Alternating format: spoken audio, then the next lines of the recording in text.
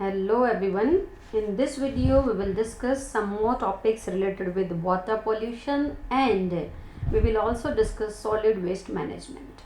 Now before starting with case study related with integrated waste water treatment, first you should know what is the meaning of term bioremediation. Bioremediation, bio means living organism and word is remedy. Remedy means a particular type of solution for a particular problem. अगर pollution हम treat करते हैं, control करते हैं, control of different type of pollutants by using different type of living organism is known as bioremediation. Bioremediation एक ऐसा process है जिसमें हम लिविंग ऑर्गेनिजम्स को, different type of algae, fungi, plants को यूज कर रहे हैं to make the environment pollution free. जैसे यहाँ पर एक एग्जांपल हम मेंशन करना चाहेंगे, सूडोमोनास पुलिडा. सूडोमोनास पुलिडा एक बैक्टीरिया है and this is first genetically engineered patented bacteria and it was patented by Anand Mohan Chakrabarty और उनके नाम पर इसे चक्रवर्ती बग भी कहते हैं.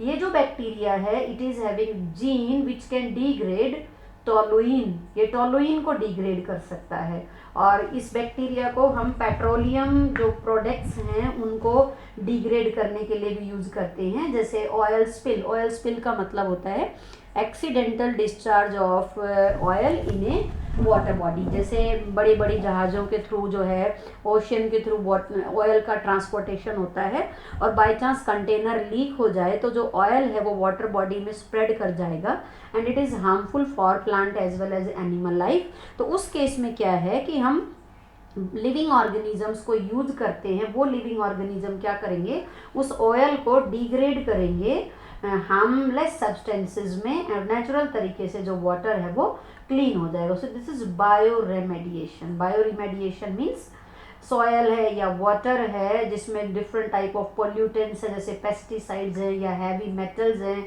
उनको हम कंट्रोल करते हैं, उनको हम ट्रीट करते हैं या हार्मफुल सब्सटेंस को हम हार्मलेस में या नॉन टॉक्सिक फॉर्म में कन्वर्ट करेंगे तो वो क्या कहलाएगा, बायोरिमेडिएशन. Now we will discuss case study related with integrated waste water treatment.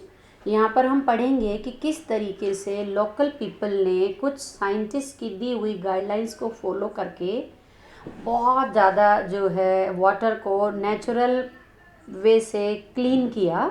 So this is integrated waste water management. Means integration का मतलब है जहाँ पर हम डिफरेंट अप्रोच यूज कर रहे हैं फॉर क्लीनिंग द वाटर. जैसे अगर आप देखें तो वाटर का क्लीनिंग 3 तरीके से होता है, primary, secondary and tertiary treatment. तो यहाँ पर जो है अर्केटा टाउन के जो पीपल हैं, this is in northern coast of California and biologist from Humboldt State University. People from Arcata town and biologist from Humboldt State University मिलकर उन्होंने एक integrated waste water treatment process design किया जिसमें water की cleaning 2 step में हो रही है.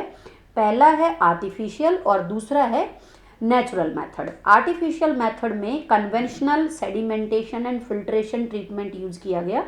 सेडिमेंटेशन का मतलब होता है जो भी हैवी सब्सटेंस है वो नीचे सेटल डाउन हो जाएंगे, यानी कि जो भी वेस्ट वाटर है, सीवेज है या इंडस्ट्रियल वेस्ट है, सबसे पहले हम उसको एक टैंक में रखेंगे जहाँ पर जो हैवी पार्टिकल्स हैं दे विल सेटल.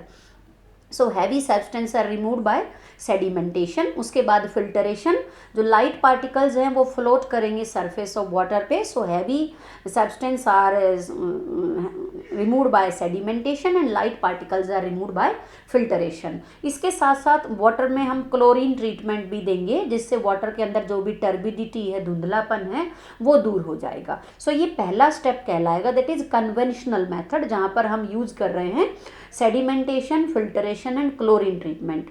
दूसरा जो तरीका है वो हमने पीछे की स्लाइड इसीलिए पढ़ी थी, बायो रिमेडिएशन। दूसरा तरीका क्या था कि प्राइमरी ट्रीटमेंट के बाद, कन्वेंशनल ट्रीटमेंट के बाद अभी भी वाटर में बहुत सारे डेंजरस पोल्यूटेंट्स हैं जो वाटर में सस्पेंडेड है, जो ना तो सेटल हुए ना फिल्टर हुए। इसके अलावा कुछ ऐसे सब्सटेंस होंगे जो वाटर में सोल्यूबल हैं, जैसे इसमें हैवी मेटल्स हो सकती हैं या कोई डेंजरस पोल्यूटेंट्स हो सकता है। तो उसके लिए उन्होंने एक नोवल स्ट्रेटजी डेवलप करी, एक नया तरीका डेवलप किया। उन्होंने क्या किया कि शुरू में 6 कनेक्टेड मार्शेस डेवलप की।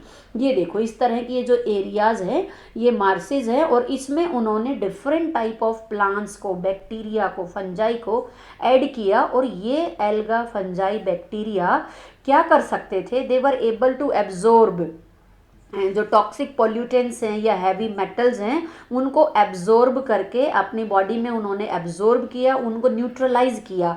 मींस हार्मफुल सब्सटेंस को उन्होंने हार्मलेस में कन्वर्ट किया, या एज सच अपनी बॉडी में उन्होंने उनको इनकॉर्पोरेट किया, तो जिससे वाटर नेचुरल वे से क्या हो गया, क्लीन। तो सबसे पहले कन्वेंशनल ट्रीटमेंट किया गया जिसमें heavy were removed by sedimentation, light were removed by filtration, and chlorine treatment was given to clean the water and to remove the turbidity. उसके बाद वाटर को फ्लो किया गया 6 कनेक्टेड मार्शेस के थ्रू, जहां पर उन्होंने एल्गा, फंजाई, बैक्टीरिया को ऐड किया। और इन एल्गा, फंजाई, बैक्टीरिया ने क्या किया कि जो भी टॉक्सिक सब्सटेंस थे वाटर के अंदर उनको एब्जॉर्ब किया, एसिमिलेट किया, और कुछ को उन्होंने न्यूट्रलाइज किया। तो वाटर नेचुरल तरीके से क्या हो गया, क्लीन। और धीरे धीरे धीरे धीरे कुछ सालों के बाद यहाँ पर, क्योंकि प्लांट की, एल्गा की डिफरेंट टाइप ऑफ लाइफ है, प्लांट लाइफ है, तो plant life was followed by animal life, और धीरे धीरे ये एरिया जो है वो एक सेंचुरी में कन्वर्ट हो गया जिसमें बायोडाइवर्सिटी जो है वो इंक्रीज हो गई। डिफरेंट टाइप की फिशेज हैं, बर्ड्स हैं, एनिमल्स हैं। अगर आप नेट पे भी सर्च करें तो आपको एक मिलेगा ग्रुप इनका, फ्रेंड्स ऑफ अर्केटा मार्श, फोम करके ग्रुप है, फ्रेंड्स ऑफ अर्केटा मार्श। ये उन लोगों का ग्रुप है जो इस प्रोजेक्ट की देखभाल कर रहा है, साथ में इसको अपग्रेड भी कर रहा है। तो धीरे धीरे जो एरिया है वो स्टार्टिंग में जो 6 कनेक्टेड मार्शेस थी, अब वो एरिया कई हेक्टेयर्स के अंदर, कई हजारों हेक्टेयर्स में स्प्रेड हो गया है। So this is a case study where the water was treated using integrated waste water treatment. Integrated मतलब डिफरेंट अप्रोच को यूज किया। एक हमने परंपरागत अप्रोच यूज की जिससे हमने वाटर को क्लीन करते हैं, सेडिमेंटेशन, फिल्ट्रेशन एंड ट्रीटमेंट। और उसके अलावा जो है, जो नोवल स्ट्रेटजी थी वो क्या था, that was construction of marches, और उन मार्शेस में इस तरह की लाइफ को ग्रो करना जो टॉक्सिक केमिकल्स को अपनी बॉडी के अंदर एब्जॉर्ब करें, एक्युमुलेट करें, और कुछ क्या करते थे कि जो टॉक्सिक केमिकल उनको डिग्रेड कर देते। तो इसको हमने क्या कहा, बायो रिमेडिएशन। और एक नई ब्रांच जो है धीरे धीरे डेवलप हुई कि किस तरीके से जो है वाटर को, या जो भी पॉल्यूटेंट्स हैं सोयल के अंदर, उनको नेचुरल वे से हम क्लीन कर सकते हैं।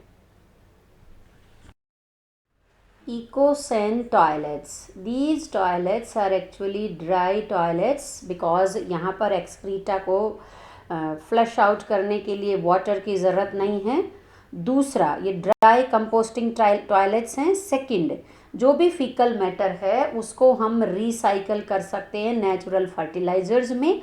सो ये अगेन एक मॉडर्न अप्रोच है इकोलॉजिकल सैनिटेशन, जहाँ पर हम क्या कर रहे हैं कि this is A approach by which human excreta, human fecal matter can be recycled into natural fertilizer. And second, this is dry composting toilets, so there is also saving of water. So इस तरह के जो toilets हैं, they are working in many part of Kerala and Sri Lanka. Sustainable way है, sustainable वे मतलब बहुत लंबे time तक हम इसको एज सच यूज कर सकते हैं टू हैंडल ह्यूमन एक्सक्रीटा, और हाइजेनिक है, प्रैक्टिकली हाइजेनिक है, एफिशिएंट भी है, कॉस्ट इफेक्टिव है, किसी तरह का कोई साइड इफेक्ट नहीं है।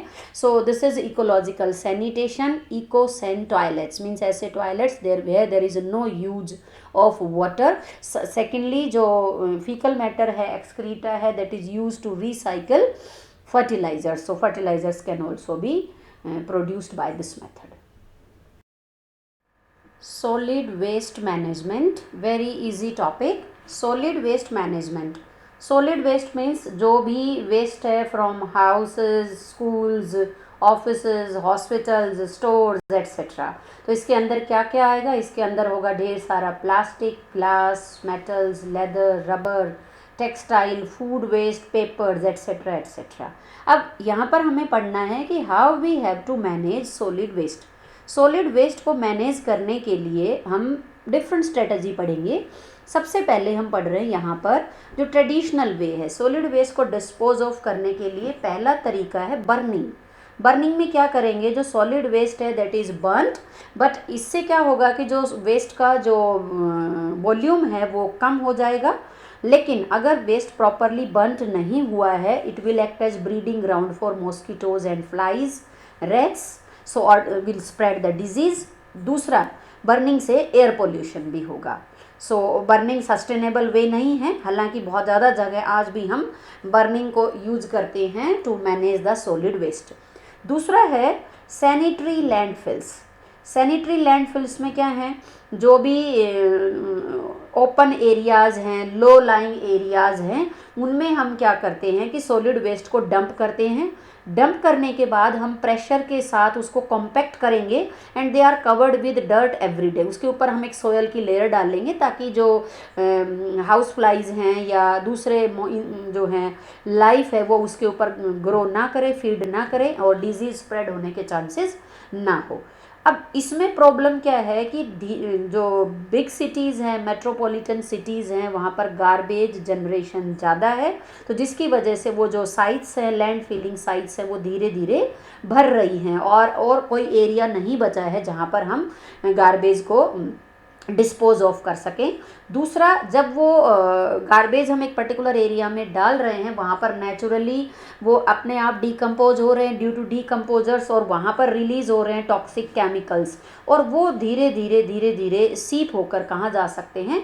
अंडरग्राउंड वाटर में। तो जिसकी वजह से जो अंडरग्राउंड वाटर है that is becoming polluted day by day. So landfills में भी हमारे पास एक इश्यू है कि जो साइट्स हैं these are getting filled day by day. दूसरा, जो अंडरग्राउंड वाटर है उसमें भी जो है कंटेमिनेशन हो सकता है टॉक्सिक केमिकल्स का।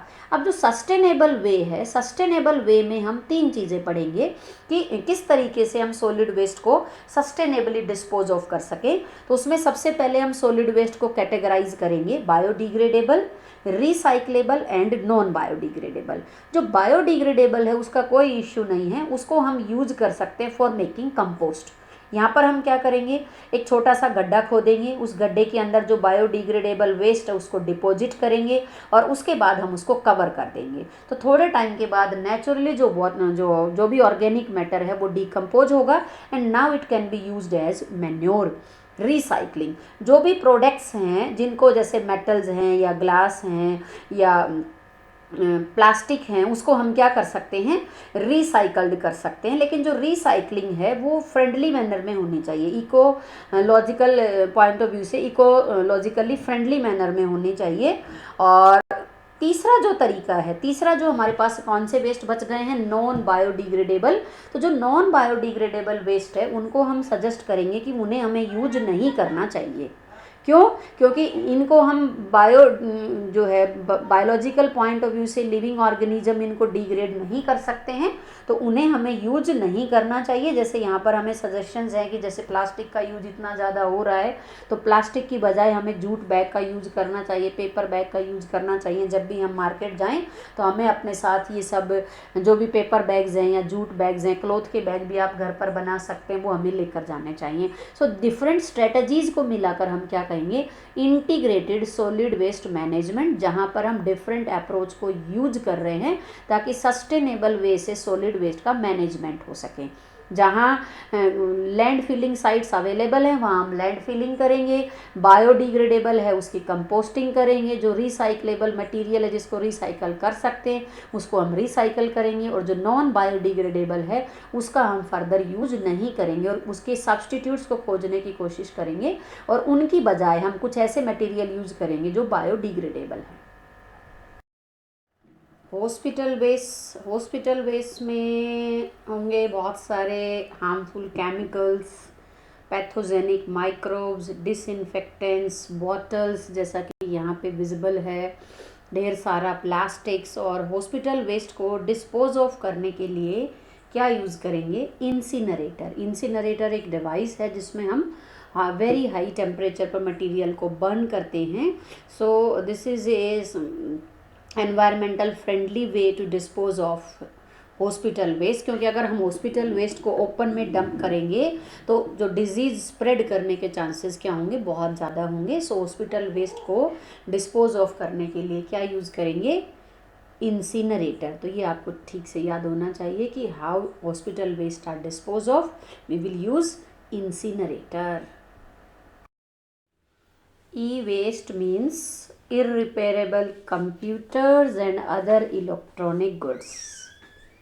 आज की डेट में अगर हम देखें तो फ़ोन भी ईयरली हम चेंज कर रहे हैं, नया हैंडसेट, फिर पुराना जो है वो ख़राब हो जाता है, उसे हम कबाड़ी वाले को बेच देते हैं और हमें अंदाज़ा नहीं है कि कितना ज़्यादा day by day it is getting collected and increasing. So electronic waste means जितने भी इलेक्ट्रॉनिक गुड्स हैं उनके वेस्ट को हम क्या कहेंगे? E waste. और ई वेस्ट को डिस्पोज ऑफ करने के दो तरीके हैं। Either they are dumped in low lying area, जिसको हम लैंड फिलिंग कहेंगे, जैसे हमने सॉलिड वेस्ट के लिए कहा कि कोई लो लाइंग एरिया है उसमें डालेंगे, किसी गड्ढे में डालेंगे, या हम उसको इंसिनरेटर में बर्न करेंगे। एक और तीसरा तरीका है ई वेस्ट को मैनेज करने का, दैट इज़ रिसाइकल। लेकिन रिसाइकल के केस में इश्यू क्या है कि ज़्यादातर जो रिसाइकलिंग है डेवलपिंग कंट्रीज़ में वो मैनुअली होती है, जिसमें ह्यूमन बीइंग डायरेक्टली पार्टिसिपेट करते हैं। तो जिससे क्या होता है कि जो रिसाइकलिंग में वर्कर्स इन्वॉल्व हैं उनको टॉक्सिक सब्सटेंसेस के एक्सपोजर का रिस्क ज़्यादा होता है। तो यहाँ पर recycling no doubt only solution है for treatment of e waste, लेकिन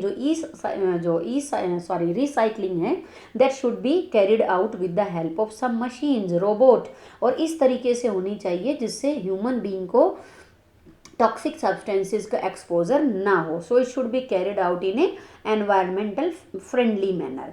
अगर हम देखें तो 50% से ज़्यादा ई वेस्ट डेवलप्ड कंट्रीज़ में जनरेट होता है और वहाँ से वो एक्सपोर्ट करके आ जाता है डेवलपिंग कंट्रीज़ में, जहाँ पर वो रिसाइकल होता है। जैसे मेनली इंडिया है, चाइना है, पाकिस्तान है, तो जहाँ पे मेटल्स भी वहाँ पर रिकवर होती है रिसाइकलिंग प्रोसेस के दौरान। सो जितनी भी रिसाइकलिंग एक्टिविटीज़ है जनरली दे आर मैनुअल। तो मैनुअल होने की वजह से जो टॉक्सिक सब्सटेंसेस है उनका एक्सपोजर ह्यूमन पर ज़्यादा होता है और जिससे ह्यूमन को डिफरेंट टाइप ऑफ डिजीज़ हो सकती हैं। सो ई वेस्ट को 3 तरीके से हम डिस्पोज ऑफ कर सकते हैं। लैंड फिलिंग, हालांकि परमानेंट सॉल्यूशन नहीं है, इंसिनरेटर जहाँ पर हम इसको बर्न करेंगे, और थर्ड वे है रिसाइकल। लेकिन जो रिसाइकलिंग है that should be carried out in environmental friendly manner. ना अभी हम पढ़ेंगे थर्ड केस स्टडी। जैसे पहले हमने एयर पोल्यूशन में दिल्ली का एग्जांपल लिया था कि किस तरीके से दिल्ली गवर्नमेंट ने दिल्ली के अंदर पोल्यूशन को कम करने में अपना एफर्ट डिफरेंट स्ट्रेटजीज़ को प्लान किया।